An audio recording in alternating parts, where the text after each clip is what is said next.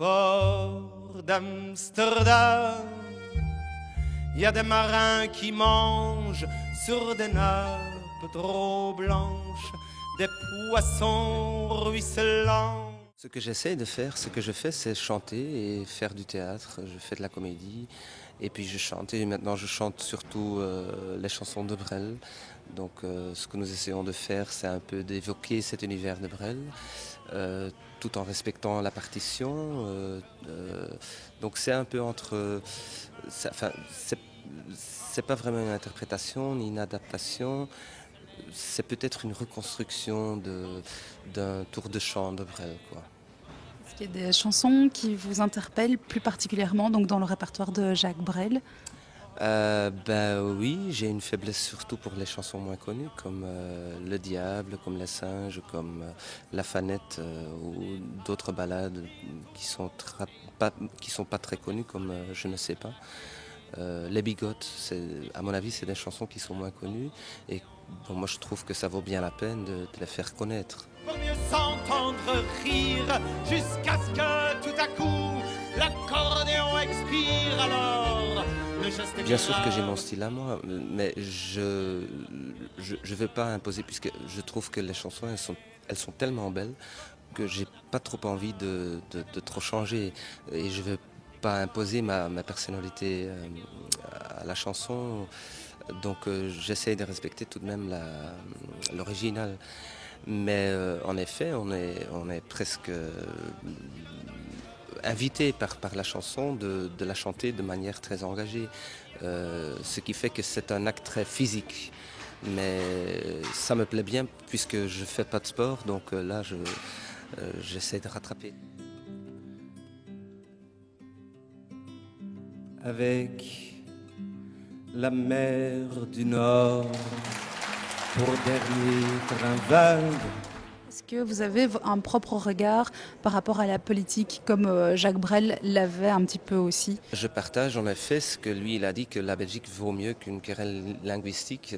Là je crois qu'on a d'autres soucis et que il serait bien pour les politiciens d'essayer de voir quand même encore les choses essentielles et non pas de trop s'occuper des banalités, quoi. Et de finalement essayer de trouver un compromis puisque c'est inévitable, quoi. Donc, Vous exprimez ici, je vois parfaitement en français, mais vous êtes néerlandophone à la base, c'est ça? je suis néerlandophone, en effet. Je suis louvaniste. J'ai eu la chance d'avoir un père qui a été élevé en français, mais qui m'a jamais parlé en français. Là, c'est la chance ratée.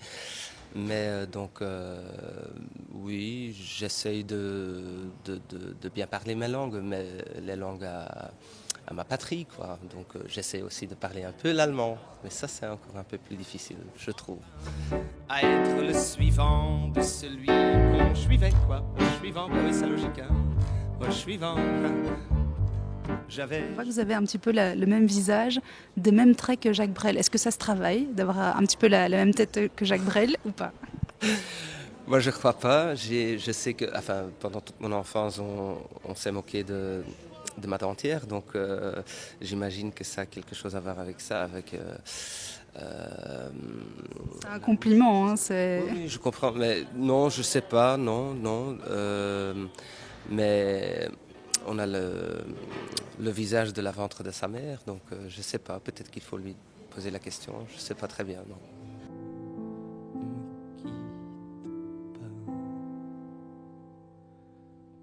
Moi, je t'offrirai des perles de pluie venues de qui pays. est essentiel pour vous?